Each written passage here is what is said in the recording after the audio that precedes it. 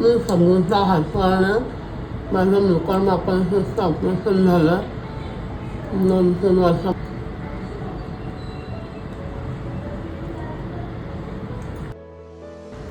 मी संगीता हातवाने. माझं म्युकरमायकोसिसचं ऑपरेशन झाल्यानंतर ही कवळी बसवली.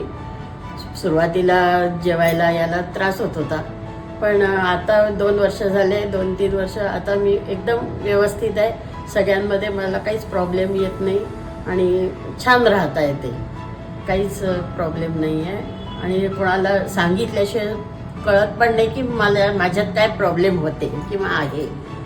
व्यवस्थित आहे आता मी.